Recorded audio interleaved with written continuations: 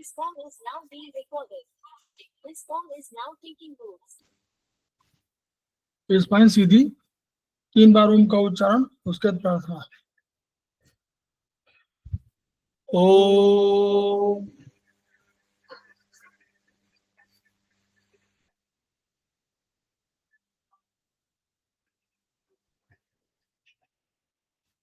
ओम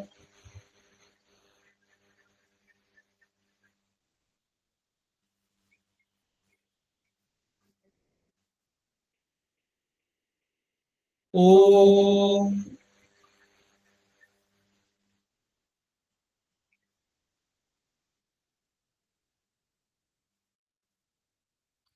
वह शक्ति हमें दो दयानिधि, कर्तव्य मार्ग पर डट जाए, पर सेवा पर उपकार में हम निज जीवन सफल बना जाए।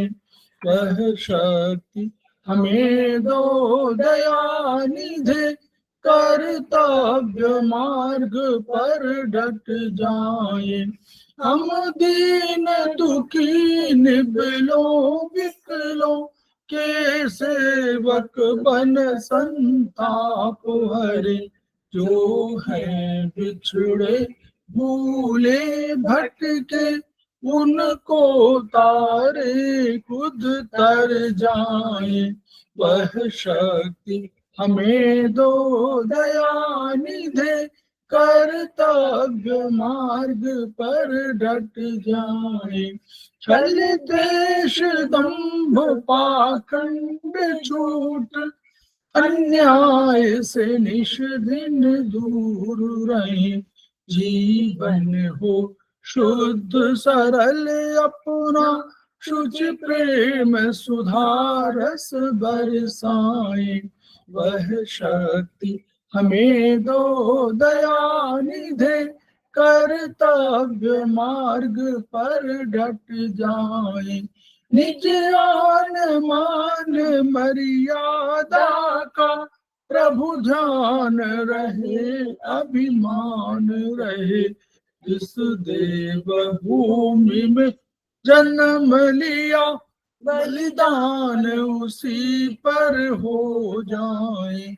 वह शक्ति हमें दो दयानिधि, कर्तव्य मार्ग पर डट जाए। पर सेवा पर उपकार में हम निज जीवन सफल बना जाए।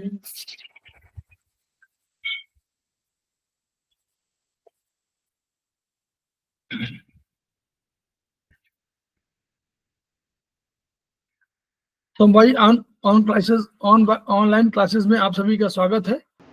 हमारे बीच में श्रीमती वर्षा श्रीवास्तव, उपाध्यक्ष समवाई फाउंडेशन उपस्थित है, उनका स्वागत है। हमारे बीच में हुमा खानम जी उपस्थित हैं, जो समवाई फाउंडेशन के प्रमोटर हैं और आज की फैकल्टी हैं, उनका स्वागत है। हमारे बीच में संजय गवंडे जी उपस्थित हैं, इनका स्वागत है, हमारे सेमेस्टर 2 के स्टूडेंट हैं। हम लोग समवाई फाउंडेशन के सदस्य हैं और हम लोग एक्यूप्रेशर शोध प्रशिक्षण एवं उपचार संस्थान प्रयागराज से संबद्ध है। वहां के मनीषी ब्रह्मलीन एमपी खेमका सर के हम ऋणी हैं, जिनकी वजह से संस्थान को यह शोहरत मिली हुई है, ये ख्याति मिली हुई है और हमारे एक्यूप्रेशर विधा को इतनी उन्नति प्राप्त हुई। संस्थान का एक मोटो है, each one reach one, each one treat one, each one teach one. उसी को आपके माध्यम से जन जन जागरण अभियान के तहत पूरे विश्व में फैलाने का हमारा सपना है और हमें विश्वास है कि विधा जो अपेक्षाकृत कम खर्चीली है, उसका लाभ केवल आपको ही नहीं मिलेगा वरन समस्त पीड़ित मानवता को मिलेगा। इसी विचार के साथ हम लोग आज की क्लास की शुरुआत कर रहे हैं।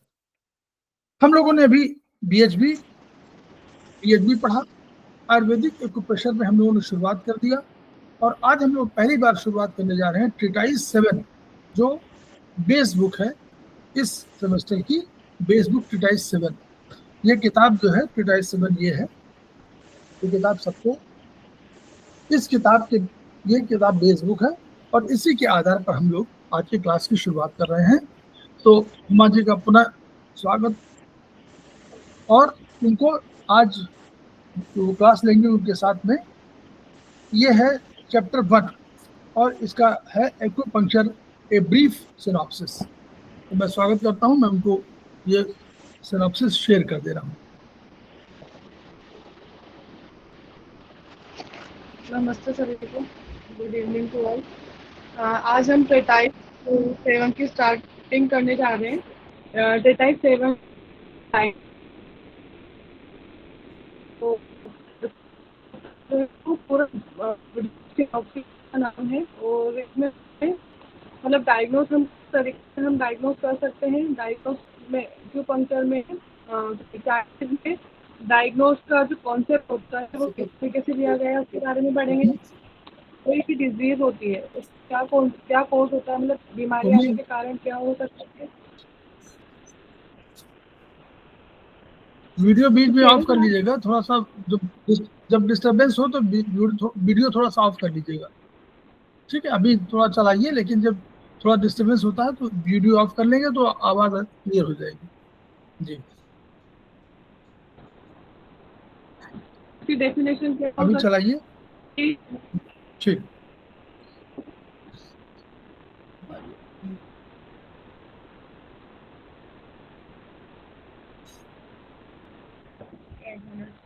जगह चेंज कर। हाँ बोलिए, आप बोलिए।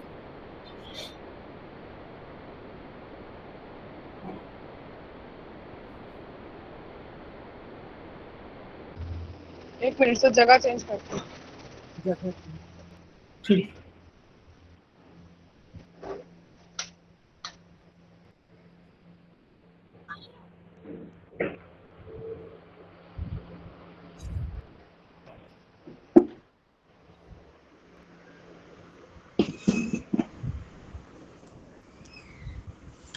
अब आ रही है सर आवाज? हाँ आ रही, आ रही। ठीक है, एक मिनट।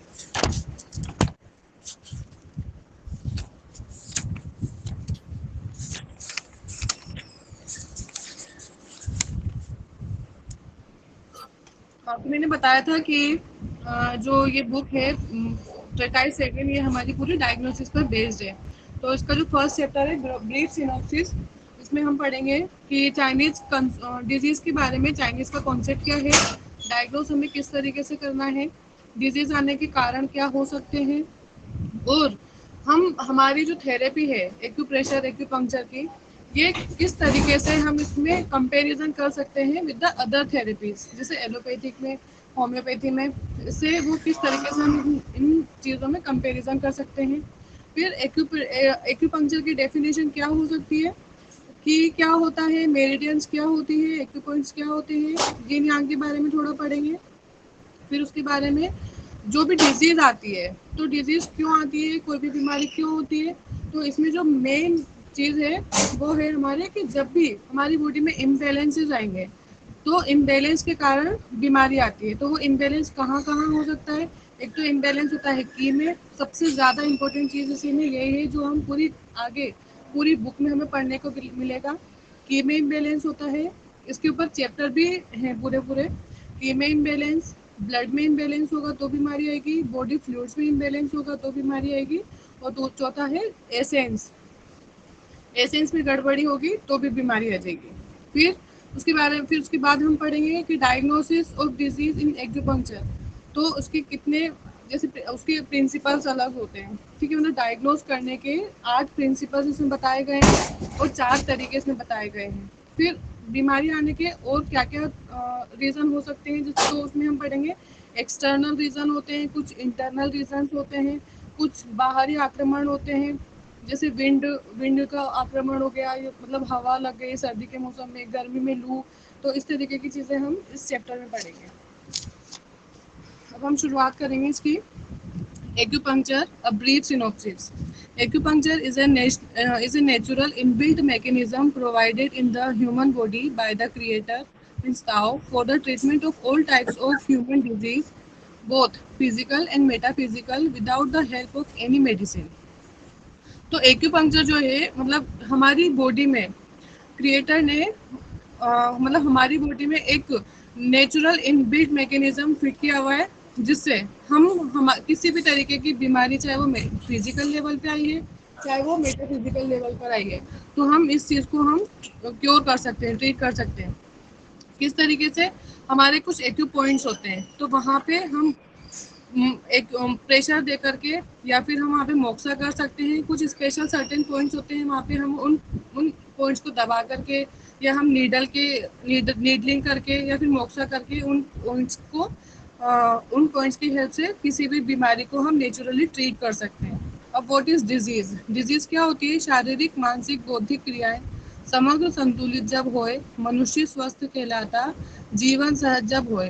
तो जब भी हमें इन तीनों चीजों को बैलेंस करके रखना है। अगर ये तीनों चीजें बैलेंस रहेंगी मतलब फिजिकल और मेटाफिजिकल लेवल पर हम ठीक रहेंगे तो हम स्वस्थ कहलाएंगे। और जैसे ही इन तीनों चीजों में इम्बैलेंस आया शारीरिक, मानसिक और बौद्धिक क्रिया में, वैसे बीमारी आना शुरू हो जाएगी। अब चाइनीज में इसका डिजीज का कॉन्सेप्ट क्या बताया है? इसमें चीन में जीवन को दो भागों में बांट कर देखा है। एक है सहज जीवन, दूसरा है असहज जीवन। तो जब सहज जीवन, जब सब कुछ सही चलेगा तो सहज जीवन है और जैसे ही थोड़ा बहुत इम्बैलेंस आया तो डिजीज आना शुरू हो जाती है। चाइनीज एक्यूपंक्चर में सहज जीवन को परिभाषित करते हुए बताया गया है कि यह व्यक्ति की वह क्षमता होती है जो उसके शारीरिक, बौद्धिक एवं भावनात्मक कार्यों में संतुलित स्थापित करती है तथा व्यक्ति को समग्र रूप से निरंतर व्यवस्थित जीवन जीने का मार्ग प्रशस्त करती है। असहज जीवन का कारण शारीरिक और मानसिक रोग बताए हैं। इन रोगों का कारण शरीर में ऊर्जा, अब इसकी वजह से क्या हो रहा है? ऊर्जा मीन्स एनर्जी, ब्लड और लाइफ एसेंस जो भी मैंने बताया था इससे पहले। ये चार चीजें बहुत इंपॉर्टेंट होती है। एनर्जी हो गई, ब्लड हो गया, जीवन सत्व और शारीरिक द्रव्य। इन तीनों में या तो जब भी कुछ भी इम्बैलेंस होगा या फिर ठहराव यानी स्टेग्नेशन हुआ या फिर कॉन्ट्रावेक्शन हुआ तो इन तीनों में जब इन चारों चीजों में जब भी इन दोनों तीनों में से कुछ भी चीज हुई तो वहीं बीमारी की शुरुआत हो जाती है। इस असंतुलन, ठहराव और मार्गोल्लंघन को ठीक कर देने से आश्चर्यजनक रूप से रोग ठीक हो जाते हैं तथा जीवन सहज हो जाता है। शरीर में कहाँ और कितना असंतुलन हुआ है यह शरीर में आए संकेतों से पता कर सकते हैं। इसे चाइनीज उपचार पद्धति में रोग निदान और डायग्नोसिस कहते हैं। अभी रोग निदान, डायग्नोसिस किस तरीके से करना है? चाइनीज एक्यूपंक्चर में शरीर में बाहर के संकेतों, चिन्हों एवं रोगों को देखकर शरीर के अंदर के ऑर्गन की कार्य क्षमता को संतुलित कर रोगों का उपचार किया जाता है। एक्यूपंक्चर में जब भी हम ट्रीटमेंट करेंगे तो हम क्या देखेंगे? एक तो एनर्जी देखेंगे, जहाँ जब भी एनर्जी में डिसबैलेंस होगा तभी बीमारी आएगी। और बाहरी संकेतों को हम बाहरी चिन्हों को देख करके हम पता लगा सकते हैं कि यहाँ इस ऑर्गन में इस तरीके की मतलब डिसबैलेंस हुआ है। चाइनीज रोग निदान पाश्चात्य रोग निदान में सर्वथा भिन्न है। जब किसी व्यक्ति में निर्णय लेने की क्षमता का अभाव होता है, अब जब भी हम डिसीजन पावर जैसी कम होने लगती है तो हमें समझ जाना है कि गॉल ब्लैडर में डेफिशिएंसी हुई है। फिर अगर हम इसको अगर हम गॉल ब्लैडर को थोड़ा इसकी डेफिशिएंसी को ठीक करेंगे तो फिर ये जो हमारी डिसीजन पावर जो खत्म हुई है ऑटोमेटिकली ठीक हो जाएगी। और फिर अगर दूसरा एग्जांपल इसमें दिया हुआ है कि अगर बहुत ज़्यादा किसी व्यक्ति को प्यास लगती है तो प्यास लगना मतलब अंदर हॉट कंडीशन हुई है, मतलब हॉटनेस बढ़ी है। और अगर किसी को बहुत ज़्यादा सर्दी लगी तो हमें समझ जाना है, प्यास नहीं लगती तो हमें समझ जाना है कि वहाँ पे कोल्ड कंडीशन आ गई है। शरीर के अंदर की हॉट कंडीशन अथवा कोल्ड कंडीशन को संतुलित कर देने से प्यास संतुलित हो जाती है। कॉजेज ऑफ डिजीज, क्या क्या कारण हो सकते हैं बीमारी आने के? चाइनीज एक्यूपंक्चर में शरीर में संतुलन को स्वास्थ्य की कुंजी माना गया है। विश्राम एवं श्रम में संतुलन, ठीक है। ज्यादा अगर काम करेंगे, किसी को अगर ज्यादा काम करने की आदत है ना, या फिर एक व्यक्ति कोई बहुत ज्यादा आराम करता है तो भी यहाँ पे भी हम इस चीज को देख करके हम डायग्नोस कर सकते हैं। आहार में संतुलन, यौन क्रियाओं में संतुलन, विचारों में संतुलन, मनोभाव में संतुलन, जलवायु में संतुलन आदि शरीर में संतुलन स्थापित करते हैं। इनमें लंबी अवधि तक रहने वाला असंतुलन रोग का कारण बन जाता है।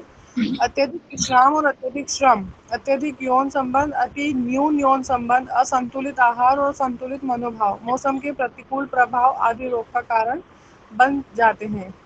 इस असंतुलन का कारण खोजने के लिए हमें सबसे पहले व्यक्ति के जीवन के 3 चरणों पर विचार करना चाहिए। अब यहाँ पे 3 पीरियड्स बताए गए हैं, कब-कब, कौन-कौन से पीरियड में बीमारी आती है। एक तो इसमें फर्स्ट बताया गया है प्रीनेटल पीरियड, जो कि जन्म से पहले का होता है। फिर सेकंड होता है जन्म से 18 वर्ष तक का। फिर थर्ड होता है एडल्ट लाइफ टिल 18 ईयर, मतलब 18 ईयर्स टिल डेथ। तो अब प्रसव प्रीनेटल पीरियड में बीमारी कैसे आएगी? गर्भाधान के समय माता-पिता के स्वास्थ्य का विशेष प्रभाव नवजात पर पड़ता है। यदि गर्भाधान के समय माता-पिता बूढ़े हैं, तो बच्चा संरचनात्मक रूप से कमज़ोर पैदा होगा। यदि माता रुग्ण और कमज़ोर है, तो भी बच्चा कमज़ोर होगा। गर्भावस्था के समय अत्यधिक औषधि सेवन का प्रभाव होने वाले शिशु पर भी पड़ता है। तो ये बहुत ज़्यादा इम्पोर्टेंट है। जो प्रेगनेंसी पीरियड होता है उस समय, इसीलिए जो एक माँ होती है तो उसको अच्छा सा खान पीने अच्छा, मतलब खाना पीना उसका अच्छा होना चाहिए। और बाकी की जो दूसरी चीज़ें होती हैं, जो जैसे फैमिली की टेंशन और ये सब चीज़ें, वो सब चीज़ें भी नहीं होना चाहिए। अगर कोई एक लेडी इन सब चीज़ों से सफ़र करती है, तो होने वाले बच्चा आने वाली बहुत सारी चीज़ें उसको फेस करनी पड़ेंगी। अगर गर्भावस्था के समय माता को सदमा लगता है, तो गर्भस्थ शिशु भी उससे प्रभावित होगा, तथा जब शिशु जन्म लेता है तो उसके ललाट एवं ठुड्डी पर नीली आभा के रूप में दिखाई पड़ सकता है। अगर गर्भावस्था के समय माता कमजोर है, तो शिशु कमजोर पैदा होता है। अगर गर्भवती रोगग्रस्त है, तो शिशु भी उससे प्रभावित हो सकता है।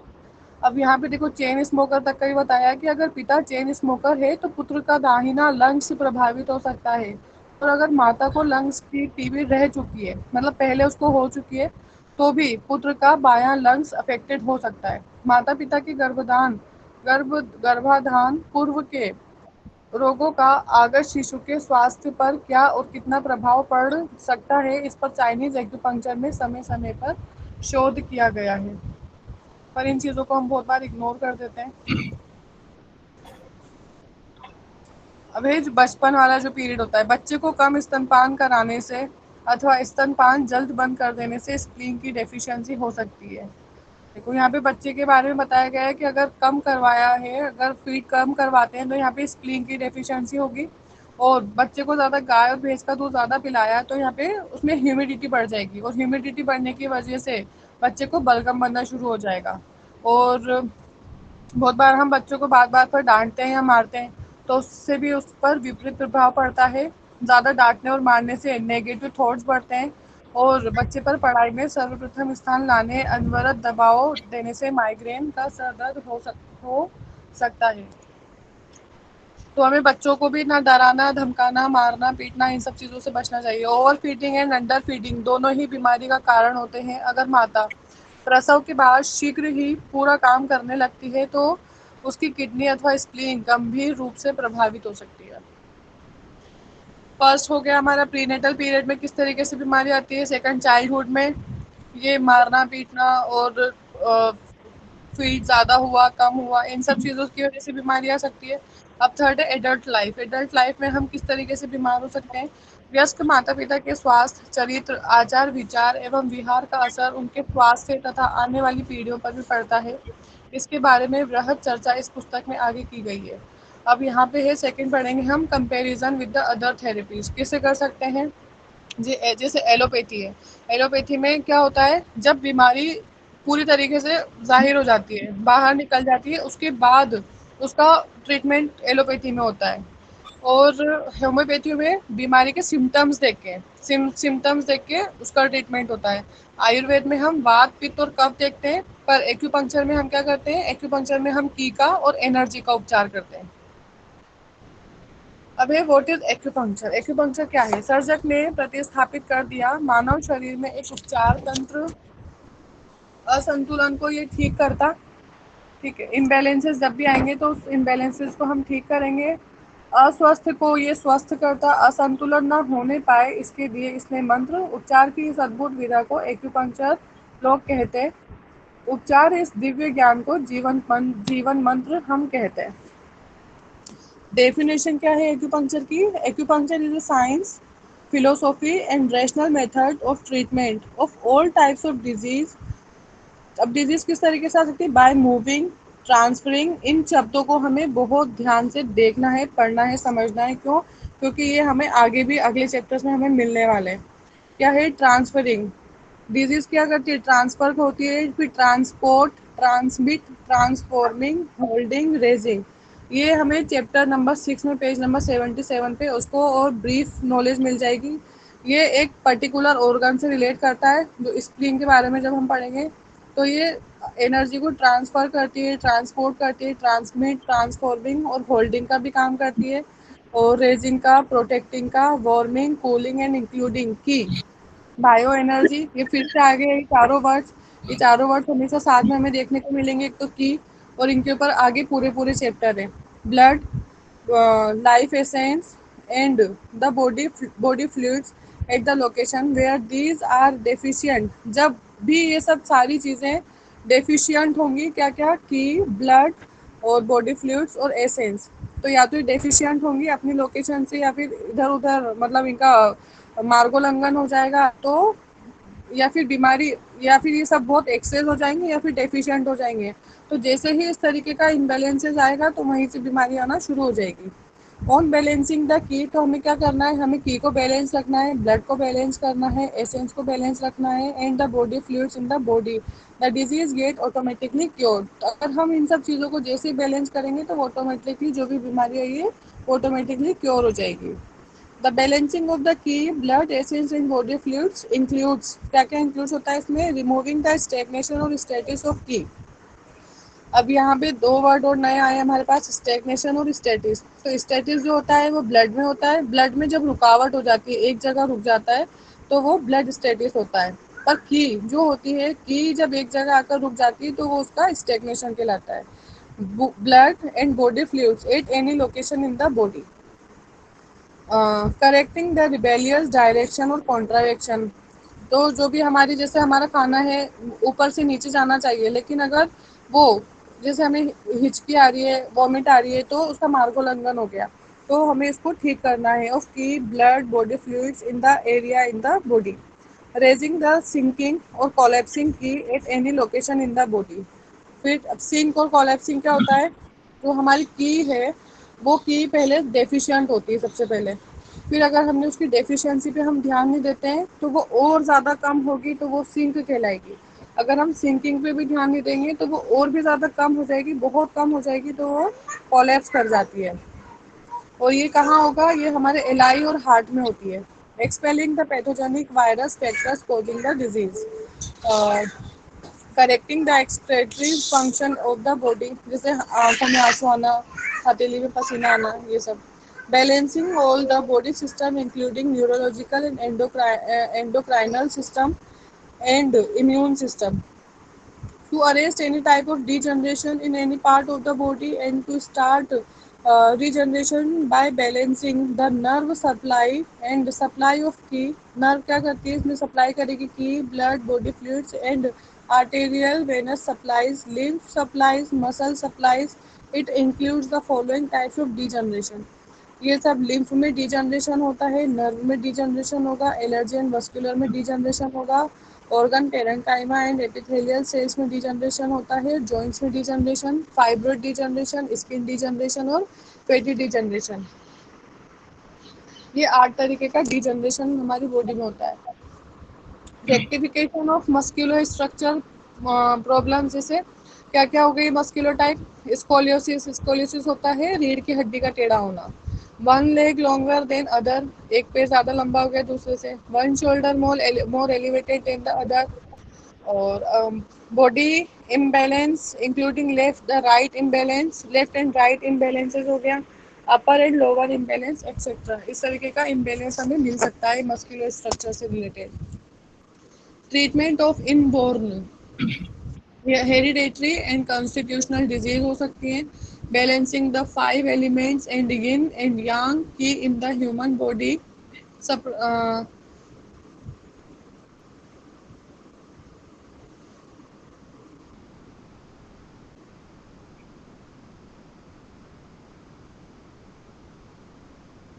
उसे एलिमेंट ठीक हो जाता है जल्दी। जब से बैलेंस करते हैं, अगर हम लोग करते हैं तो वो एलिमेंट को ठीक कर देता है।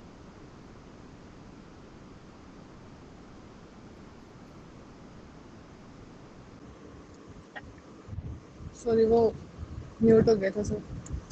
की मेरिडियंस एक्यूपॉइंट्स कहाँ पढ़ते थे? की मेरिडियंस एक्यूपॉइंट्स ऊर्जा ऊर्जा प्रवाह पथ एवं सूचीभेदन बिंदु। की में सॉरी ची में की कहते हैं ऊर्जा को। अब यहाँ पे अलग अलग नाम दिए गए हैं कि की अपने अपने हाँ, मतलब। नाम बता दीजिए बस। जी, जी सर। आप नाम बता सकती हैं अपने आप से, कोई आवश्यक नहीं कि आप पढ़ें पूरा। आप नाम बता दीजिए कि ऊर्जा के क्या क्या नाम। हाँ, ऊर्जा के नाम की और जापान में की, भारत में इसको प्राण कहते हैं, अमेरिका में वाइटल फोर्स और ब्रिटेन में इसको बायो एनर्जी कहते हैं। मानव शरीर में की जो होती है वो नित्य निरंतर बहती रहती है। इसका मार्ग भी निश्चित होता है, जैसे कहीं ऊपर से नीचे जाती है। कुछ होती है जो नीचे से ऊपर जाती है, जैसे लंग्स की होती है वो ऊपर से नीचे जाएगी, किडनी नीचे से ऊपर की जाती है। कहीं परिधि केंद्र से परिधि की ओर जाती है तो ये लीवर होता है, तो लीवर की जो की होती है वो चारों तरफ फैली होती है। कहीं परिधि से केंद्र को आती है। ऊर्जा के इन प्रवाह पथों को मेरिडियंस एक्यूपंक्चर में कहते हैं। इन ऊर्जा प्रवाह पथों पर होते सूचीभेदन बिंदु, ये सारा तन होता की नदियों का सिंधु। कौन बहाव किधर को जाता, कहाँ है बाढ़ और कहाँ है सूखा। हे पंचतत्व में कहाँ असंतुलन, छह ऊर्जा में कौन बड़ी कौन घटी। है 8 स्रोत और 8 धुरियां। 6 ऊर्जा हमारे पास, 5 ऑर्गन की 6 अलग अलग एनर्जी, कौन सी बड़ी कौन सी घटी। 8 स्रोत मतलब ये 8 वेसल्स होती हैं। 8 धुरियां, ऊर्जा कहाँ बड़ी और कहाँ घटी। जन्मजात ऊर्जा है कितनी और जग में प्राप्त हुई है कितनी। तो जैसा हम लोग खाना खाएंगे वैसे हमें जग में प्राप्त मतलब उस तरीके की बनेगी हमारी। रोगी की संरचना देखो, यहाँ हमें कॉन्स्टिट्यूशन देखना है, वुड फायर अर्थ मेटल वोटल से रिलेटेड। और परखो उसके भाव विचार, बीमारी के कारण को समझना है, यिन यांग का उपचार करना है। ऊर्जा अगर संतुलित हो गई तो बीमारी जड़ मूल से चली गई, और अगर ऊर्जा असंतुलित रह गई तो बीमारी अंदर ही पली रह गई। अब यिन यांग का कॉन्सेप्ट बताया गया है कि यिन यांग क्या है। तो यहाँ पे की 2 पोलैरिटी होती हैं, एक नेगेटिव एक पॉजिटिव, एक स्ट्रक्चर और फंक्शन, एक पोटेंशियल काइनेटिक होती है, और एक अंदर एक बाहर, और एक यिन और एक yang. Types of imbalances in the human body, किस तरीके से इम्बैलेंसेस होगा। तो एक इम्बैलेंस हमने पढ़ा था की में होगा, ब्लड में होगा, एसेंस में होगा और बॉडी फ्लूइड्स में होगा। अब यहाँ सबसे पहले हम पढ़ेंगे की के बारे में कि अगर की में इम्बैलेंस होगा तो क्या होगा। असंतुलित की हो सकती, असंतुलित रक्त हो सकता, असंतुलित तरल हो सकते, असंतुलित सत्व हो सकता। अब यहाँ पे है की में इम्बैलेंस हुआ तो क्या होगा, कहीं घट जाती कभी ऊर्जा, कहीं बढ़ जाती कभी ऊर्जा। तो की जो है एनर्जी बढ़ भी सकती है और घट भी सकती है, कहीं अवरुद्ध हो सकती है मतलब स्टेगनेट हो सकती है, कहीं और ज़्यादा सिंक भी हो जाएगी, कभी मार्गोल्लंघन भी हो जाएगा, कहीं भटक भी जाएगी। तो की कहाँ घटी है, कहाँ बढ़ी है, कहाँ अवरुद्ध है, कहाँ सिंक कर गई, ये सब हमें देखना है। या फिर वो जो उसका जो एक मार्ग है वहां से हटकर वो दूसरी जगह भी भटक सकती है, जैसे प्रवाह पथ को छोड़कर की किस ओर भटक गई। हमें क्या करना है, हमें इन सब की पहचान करना है, फिर उसके बाद उसका उपचार करना है। इसके बाद निदान करो तुम, रोग का पहले उपचार करो तुम इसके बाद। अब यहाँ पे कुछ सिम्टम्स बताए गए हैं कि अगर जैसे पैर पैर लटक जाता है, पेट अगर लटक जाए, योनि अगर बाहर आए, आते अगर उतर जाए, उदागर निकल जाए, मूत्राशय अगर लटक जाए, वजाइना अगर निकल आए, बवासीर जब हो जाए या वेरिकोस वेन्स हो जाए, अगर प्रोलेप्स कहीं भी किसी प्रकार का हो जाए, इनकॉन्टिनेंस कहीं किसी प्रकार का हो जाए, मेंटल डिप्रेशन अगर रहने लग जाए, इन सब में सिंक कर गई है सिंक कर गई की उपचार है चाहे। मतलब यहाँ पे हमारे पास एक ऑर्गन है जिसका काम है अपने अपने फंक्शन को अपनी अपनी जगह पे बनाए रखना। अगर उसमें सबसे पहले अगर कमी आई है, डेफिशिएंट हुई है, तो ये सब क्या होंगे, प्रोलैप्सेस शुरू हो जाएंगे। अगर हम उस पे नहीं अगर अगर हम उसकी डेफिशिएंसी पे ध्यान नहीं देंगे तो वो सिंक कर जाएगा। सिंक करेगा तो क्या होगा, वो जो अपनी अपनी जगह उसको होल्ड करने की पावर थी, वो होल्ड करने की पावर खत्म होकर के वहाँ पे फिर प्रोलैप्सेस होना शुरू हो जाएंगे।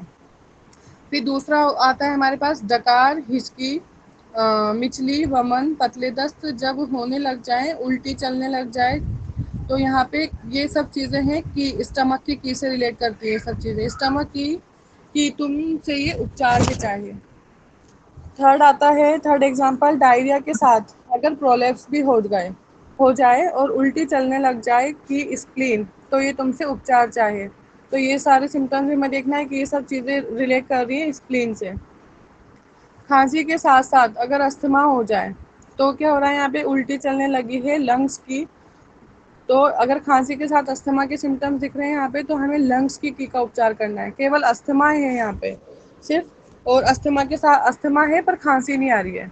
तो केवल अस्थमा हो जाए पर खांसी ना आए, उल्टी चलने लगी है कि किडनी की, ये तुमसे उपचार है चाहे। मानसिक बेचैनी हो जाए, अगर निद्रा भी ना आए, उल्टी चलने लगी है हार्ट की और ये तुमसे उपचार चाहे। मानसिक बेचैनी, बेचैनी मतलब रिलेट कर रही है हार्ट की से। 1 मिनट से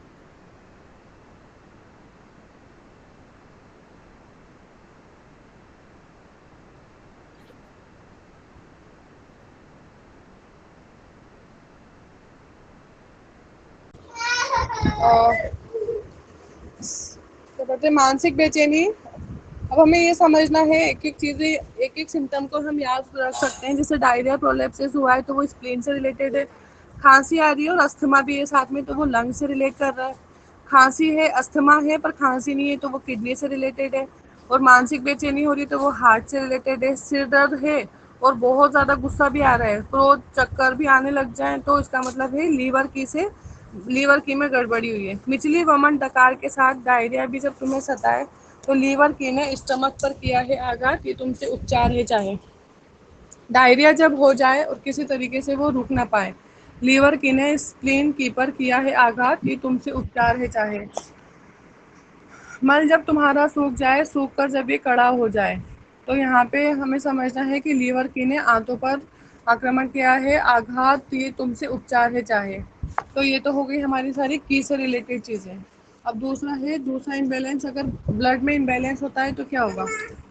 ब्लड में इम्बैलेंस क्या होगा, या तो ब्लड बहुत ज़्यादा गर्म हो जाएगा, ठंडा हो जाएगा, या फिर उसमें, हाँ, चुप हो जाओ 2 मिनट, या कहीं रुकेगा तो ब्लड का स्टेटस हो जाएगा, ब्लड में डेफिशिएंसी हो सकती है या हीट बढ़ेगी। तो बॉडी ब्लड में इम्बैलेंस क्या होगा, शरीर, रक्त शरीर को पोषण देता, रक्त शरीर को ताप देता, रक्त शरीर को ऑक्सीजन देता, रक्त रोग से रक्षा करता, रक्त रोग की सूचना देता, रक्त तरल की सूचना देता, रक्त शरीर में संदेश भेजता, रक्त शरीर को नमी देता।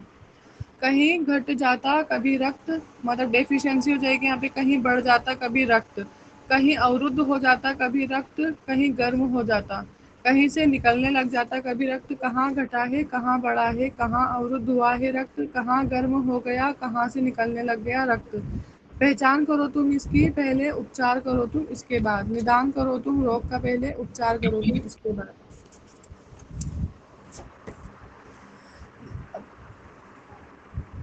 लीवर में जब रक्त घट जाता तो मासिक स्राव भी घट जाता है। यहाँ पे हमें समझना है कि लीवर में जब भी रक्त घटेगा तो मासिक स्राव घट जाएगा। लीवर में जब रक्त अवरुद्ध हो जाएगा, रुक जाएगा मतलब, तो वहाँ पे मासिक धर्म दर्दीला हो जाता है। स्प्लीन में ऊर्जा जब घट जाती तो रक्त वाहिनियों में रक्त रुक ना पाता है, हेमरेज होकर रक्त स्राव होने लग जाता। अनिद्रा जब तुम्हें सताए, नींद आए तो सपने भी आए, बात बात पर चौंकने लग जाओ, तो हार्ट रक्त डेफिशिएंसी का उपचार करो। हृदय क्षेत्र में दर्द आ जाए, बाएं तक फेल हो जाए, होंठ और नाखून नीले पड़ जाएं, ये हृदय में रक्त रुकावट बताए। आमाशय में रक्त जब अवरुद्ध हो जाए तो अधिक जटिल में खाते ही दर्द होने लग जाए। उल्टी मल में काला रक्त आए, गर्मी से या दबाने से दर्द बढ़ जाए। तो ये सारी चीज़ें हो गई ब्लड से रिलेटेड। अब नेक्स्ट है body fluids. Body fluids imbalances कहाँ कहाँ कैसे होगा और कौन कौन से बॉडी फ्लूइड्स होंगे। तो बॉडी फ्लूइड्स को तरल कहते हैं, इसके होते अनेक रूप। मल, पेशाब, लार, हार्मोन आदि इसके होते अनेक रूप। अब बॉडी फ्लूइड्स क्या क्या हो सकते हैं, यूरिन हो गया, stool, sweat, saliva, tears, lymph, cerebro spinal fluid, air, sperm, ओवा, hormones, chemical, synovial fluid, earwax, breast milk, mucus, phlegm, water, blood, menstrual fluid, vitamins, minerals। तो ये सब क्या होगा, इनमें जब भी इम्बेलेंस होगा या तो ये बढ़ेंगे या फिर घटेंगे या फिर कम हो जाएंगे। अगर बढ़ेंगे तो हमें वो चर्बी के रूप में या एक जगह ऐसे मतलब चर्बी के रूप में मिलेंगे। अगर कम हो या फिर सूजन बढ़ जाएगी हमारी बॉडी में, या कम होगी तो ड्राइनेस आ जाएंगे। तो कहीं घट जाता कभी तरल, कहीं बढ़ जाता कभी तरल। घट जाए तो ड्राइनेस होती, बढ़ जाए तो एडिमा होता। कभी रिटेंशन इसका हो जाता, कभी इनकॉन्टिनेंस इसका हो जाता, कभी फ्लेम ये बन जाता, कभी सेमी सॉलिड फ्लूइड बन जाता, कभी मेरिडियन में ये अवरुद्ध हो जाता, कभी हृदय आदि में ये फंस जाता। कहाँ घटा है, कहाँ बढ़ा है, कहाँ स्वेलिंग रूप में प्रकट हुआ है, कहाँ अवरुद्ध है, कहाँ फंसा है, कहाँ फ्लेम रूप में प्रकट हुआ है।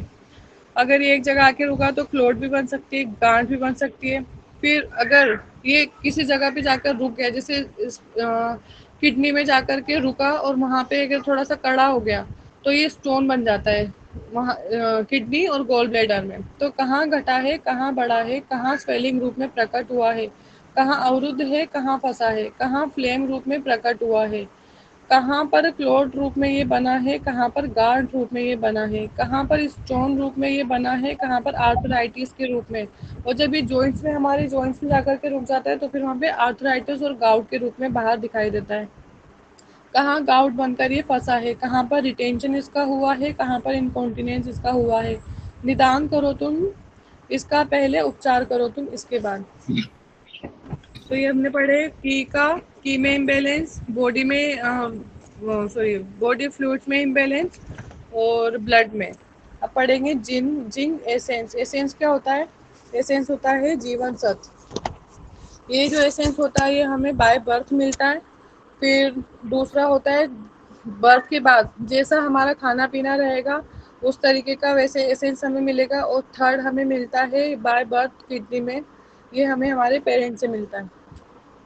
3 प्रकार का जीवन सत्व होता है, जन्मजात जीवन सत्व, दूसरा जग में प्राप्त जीवन सत्व और थर्ड है किडनी का जीवन सत्व। पहले बनती हैं तकदीरें, फिर बनते हैं शरीर, जैसे जिसने कर्म किए थे वैसी बनी तकदीर। जन्मजात जीवन सत्व को हम कहते हैं तकदीर, जितने दिन का जीवन सत्व मिला उतने दिन चलता है शरीर। तो ये सारी चीजें जो भी हैं वो सब पहले से तय है। गिनकर सांसें हैं मिलती, गिनकर के धड़कनें हैं मिलती, गिनकर घड़ियां जीवन को की मिलती, नापकर जीवन सत मिलता। जीवन सत बढ़ नहीं सकता। अब जीवन सत जो होता है उसको हम बढ़ा नहीं सकते, मगर इसकी हम क्वालिटी को इम्प्रूव कर सकते हैं। पर परिष्कृत ये हो सकता, वो कैसे करेंगे? हम अपने खाने पीने से, हमारी लाइफ स्टाइल से इसको हम संतुलित कर सकते हैं। आहार विहार आचार तुम्हारा जब संतुलित ये रहता, उच्च कोटि के कर्म जब करते तो जीवन सत परिष्कृत होता। जीवन सत्व होता एटम के समान, इसका संश्लेषण कर व्यक्ति बन जाता है महान। जो एसेंस होता है वो, उसको हम इस तरीके से समझ सकते हैं कि बहुत मतलब बहुत कम क्वांटिटी, जैसे हार्मोन्स होते हैं तो बहुत छोटे होते हैं पर वो बहुत बड़ी उसमें हमारे काम करते हैं। या फिर जैसे परफ्यूम वगैरह होते हैं तो थोड़ी सी उसकी खुशबू बहुत ज़्यादा फैल जाती है ना। तो इस तरीके से हमारा जो जीवन सत्व होता है वो एटम के समान होता है। इसका संश्लेषण कर व्यक्ति बन सकता है महान। सदुपयोग करो तो अपार ऊर्जा बन जाती, दुरुपयोग करो तो विनाश का कारण बन जाती। निष्क्रिय रहो तो एक्सपायर्ड हो जाती, सक्रिय रहो तो इंस्पायर्ड हो जाती। हवा पानी भोजन से बनता है जग का जीवन सत्व। अब ये जो है ये बनेगा हमारे स्टमक और स्प्लीन, इसके 2 मेन ऑर्गन है। स्टमक और स्प्लीन बनाते जग का जीवन सत्व, जैसा खाए अन्न वैसा बने मन। इसलिए कहते हैं अच्छा खाना चाहिए, जैसा हम अगर अच्छा खाएंगे तो हमारा मन अच्छा रहेगा। जन्मजात जीवन सत्व और जग में प्राप्त जीवन सत्व, ये दोनों मिलकर के हमारे किडनी का जीवन सत्व बनाते हैं। किडनी में ये स्टोर रहता है, ये किडनी में स्टोर रहता है और 8 ईओवी में ये बहता रहता। 8 एक्स्ट्रा ऑर्डिनरी वेसल्स होती हैं, तो इनमें एनर्जी हमारी ज़्यादा होती है। अभिवृद्धि, प्रजनन शक्ति, प्रोन्नति, परिपक्वता यहाँ देता। 7 अब यहाँ पे कंपैरिजन बताया है मेल और फीमेल में, कि जो सबसे पहले सर ने भी यहाँ पे फीमेल की बात करी है। तो यहाँ पे एक एज बताइए सर ने, और किस एज में जो किस एज में क्या चीज़ें होती हैं।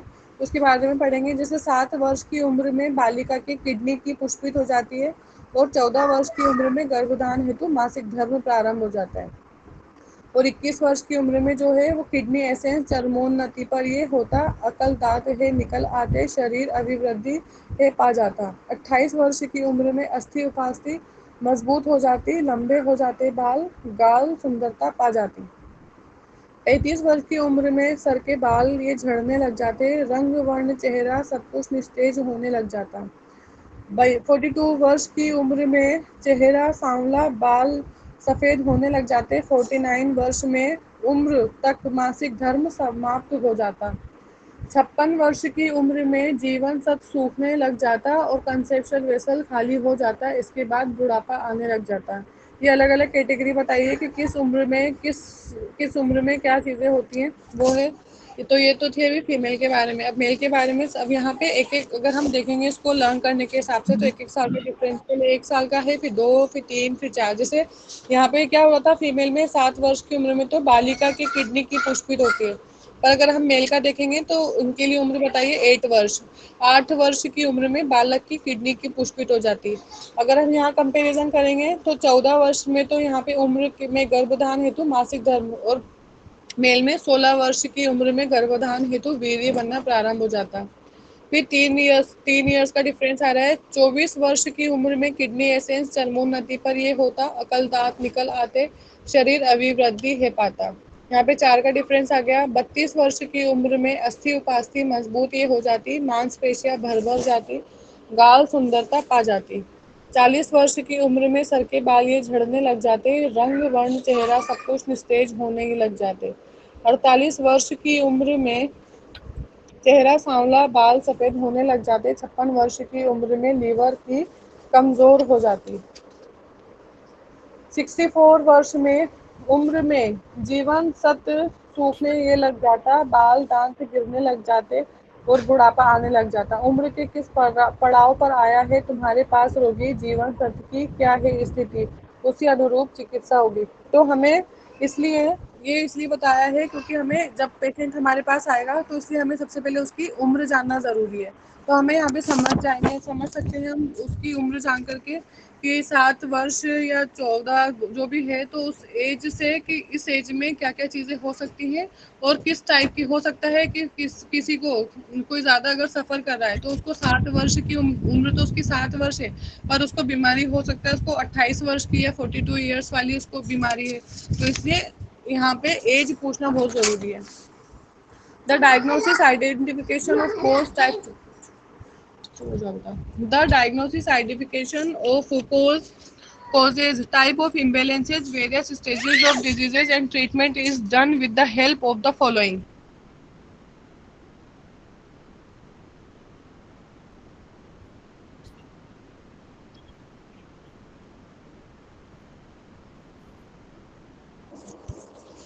Diagnosis of disease in acupuncture.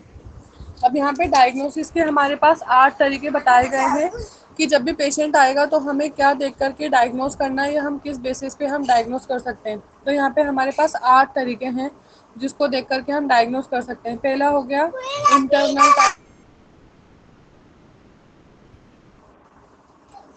Internal type of disease. Second है external type of disease, fourth type of disease, cold type, express, deficient, yin और यांग। मतलब ये हमें समझना है।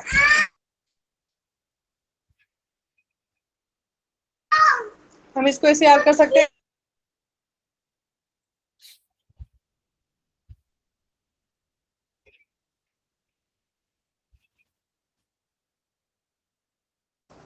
यहाँ हम देख के समझ सकते हैं internal, external, hot, cold, excess, deficient, yin और यांग। ये हमारे पास 8 प्रिंसिपल होते हैं डायग्नोसिस के जिसको हम देखकर डायग्नोस कर सकते हैं। तो कोई भी बीमारी होती है तो उसके ये सब 8 कारण होते हैं। या तो वो इंटरनल टाइप होती है, इंटरनल टाइप होगी तो जो भी हमारे ऑर्गन होंगे वो उसमें सफ़र करेंगे। एक्सटर्नल टाइप होगी तो जैसे लू लगी है या बाहरी हवा का आक्रमण हो गया या बाहरी कुछ पैथोजेंस हमें नज़र आ जाएंगे। हॉट टाइप यानी हॉट कंडीशन है या कोल्ड कंडीशन है। एक्सेस मतलब बहुत ज़्यादा है या डेफिशिएंट है। एक्सेस में आ जाएगा हमारे पास जैसे वात वात से रिलेटेड चीज़ें आ जाएंगी, जैसे पैरालिसिस वगैरह। तो एक्सेस है या डेफिशिएंट कंडीशन है, यिन टाइप है, मतलब प्रॉब्लम दिन में ज़्यादा होती है या रात में ज़्यादा होती है। तो हम इन 8 चीज़ों को देख करके हम बीमारी का स्वरूप को हम समझ सकते हैं कि किस तरह की बीमारी है। अब 4 तरीके होते हैं डायग्नोज के। ये तो थे प्रिंसिपल। अब यहाँ पे 4 तरीके से हम डायग्नोज कैसे कर सकते हैं। तो जो भी हमारे पास पेशेंट आता है तो उसको हम देख करके डायग्नोज कर सकते हैं कि वो आ रहा है तो किस तरीके से, धीरे धीरे चलकर आ रहा है, फास्ट चलकर आ रहा है, उसको सुनाई दे रहा है कि नहीं, जैसे हियरिंग, बाय स्मेलिंग, हम और बाय आस्किंग, पूछ कर भी और फील करके भी। तो ये हमारे पास 4 तरीके हैं डायग्नोज करने के। देख कर, पूछ कर, सूंघ कर और फील करके। फिर आ गया कॉजेज ऑफ डिजीज।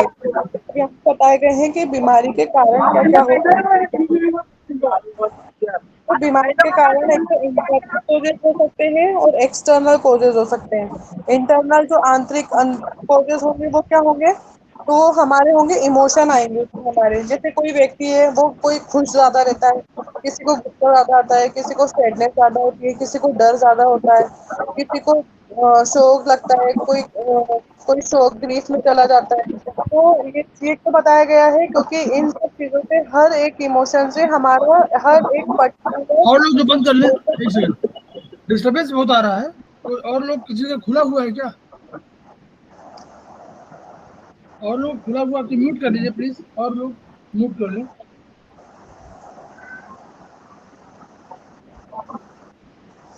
किसी का बहुत खुला हुआ है तो आ रहा है।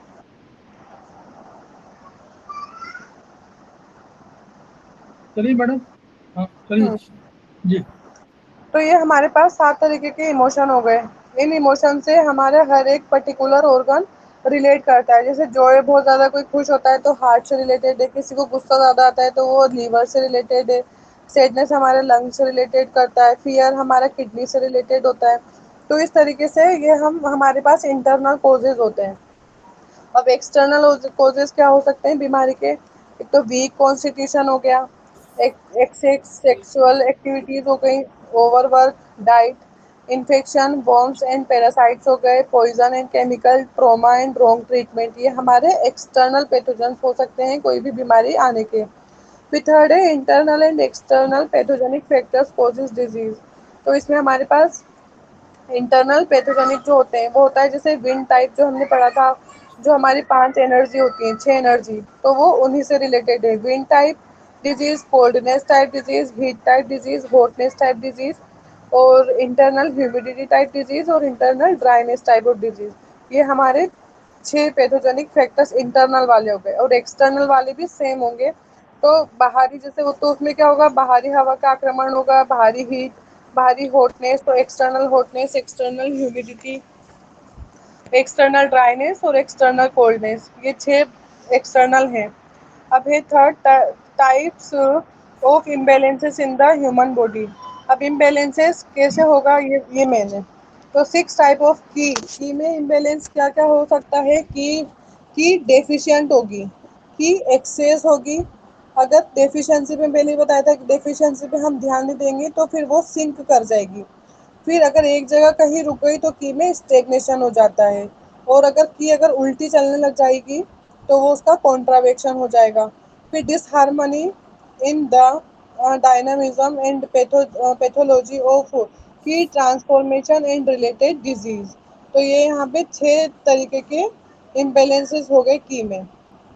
अब 4 तरीके के इम्बैलेंस हमारी बॉडी में होते हैं। ये वाली चीज़ हमें याद रखने वाली है कि 6 तरह का इम्बैलेंस तो हमारे की में होता है और 4 तरीके का इम्बैलेंस हमारे ब्लड में होता है। ब्लड क्या होता है, ब्लड डेफिशिएंट हो सकता है और ब्लड स्टेटिस हो सकता है, एक जगह कहीं रुकेगा तो ब्लड, ये याद रखना है कि की में स्टेग्नेशन होता है और ब्लड में स्टेटिस होता है। ब्लड एक जगह कहीं रुका तो ब्लड स्टेटिस हो जाएगा वो। ब्लड में हीट होगी या फिर लॉस ऑफ ब्लड, किसी भी रीजन से कहीं चोट लगी तो वहाँ पे लॉस ऑफ ब्लड होगा। तो ये 4 चीज़ें हमारे ब्लड से रिलेटेड होती हैं। और फ्लूइड, फिर हमने एक पढ़ा था बॉडी फ्लूइड। बॉडी फ्लूइड में भी इम्बैलेंस होगा तो बॉडी फ्लूइड में हमारे पास 7 तरीके का इम्बैलेंस होता है। तो बॉडी फ्लूइड्स भी कम होंगे, बॉडी फ्लूइड डेफिशिएंट हो सकते हैं तो वहाँ पे ड्राइनेस आएगी। बॉडी फ्लूइड एक्सेस होगा तो वहाँ पे एडिमा आएगा। फिर बॉडी फ्लूइड्स हमारे फ्लेम बन करके निकल सकते हैं, रिटेंशन हो सकता है, वहाँ पे रुक जाएंगे, या इनकॉन्टिनेंस हो सकता है, और स्टोन फॉर्मेशन में वो हमें दिख सकते हैं, और या फिर ट्यूमर की फॉर्मेशन में हमें दिखेंगे। तो इस तरीके से ये सब हमारा बॉडी फ्लूइड्स के 7 तरीके हो गए इम्बेलेंस होने के। फिर था हमारा एसेंस। अब एसेंस में इम्बेलेंस होगा तो क्या होगा? एसेंस हमारा, हमें ये हमेशा याद रखना है कि जो एसेंस है वो हमारा किडनी से रिलेटेड होगा।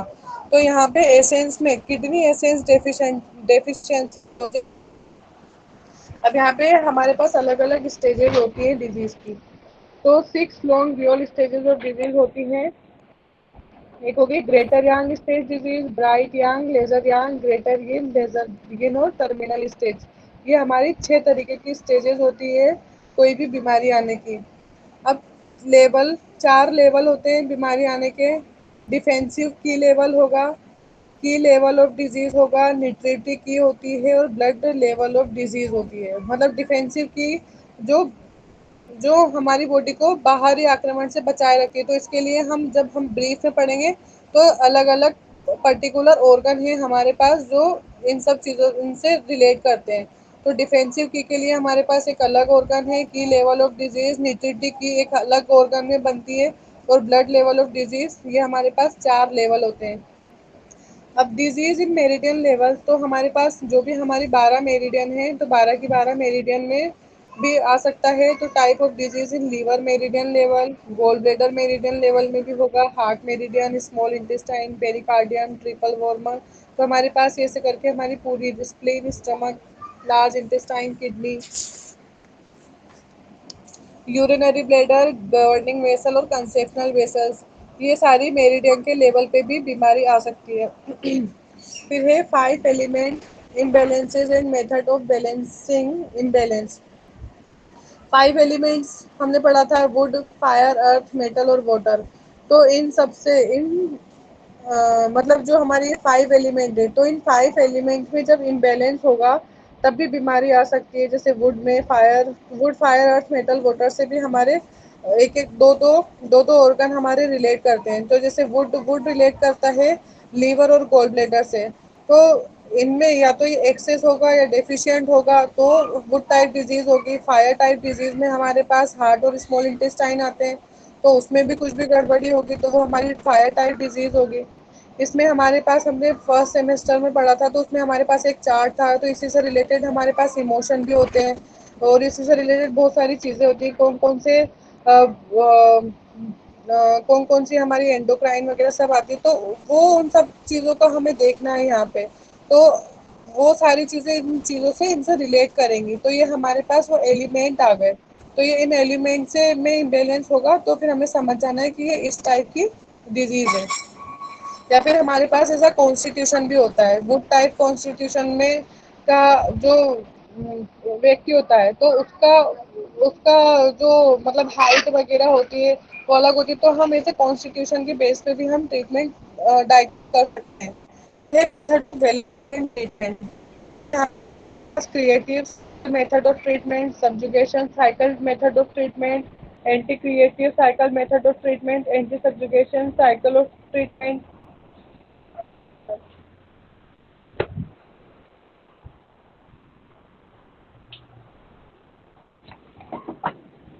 तो 1 मिनट लाइट चली गई हमारी। कोई बात नहीं।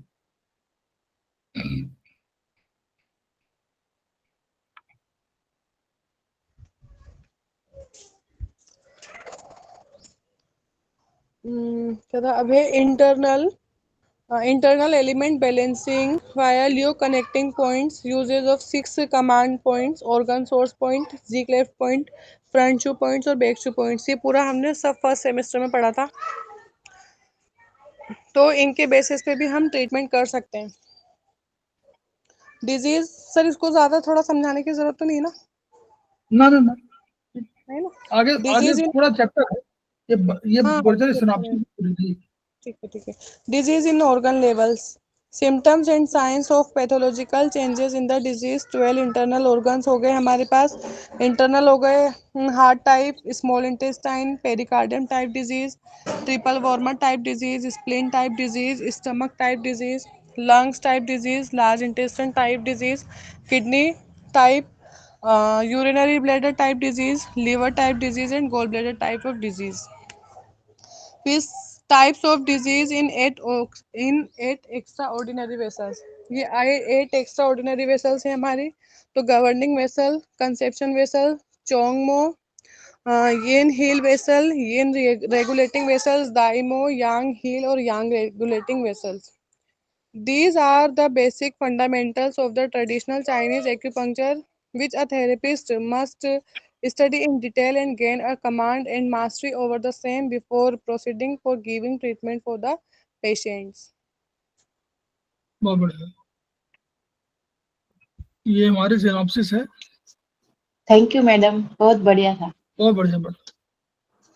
Welcome.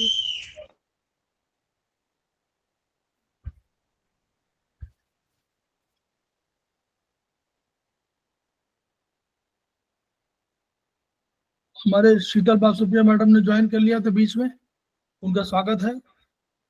Sanjay ji thank you sir. Morning वो वॉक में निकले हुए हैं शायद, क्या संजय जी? Yes sir. हाँ हाँ हाँ. और ज्वाइन कर लिया कि नहीं? गुड. हाँ हाँ ज्वाइन करें. ठीक, ठीक है.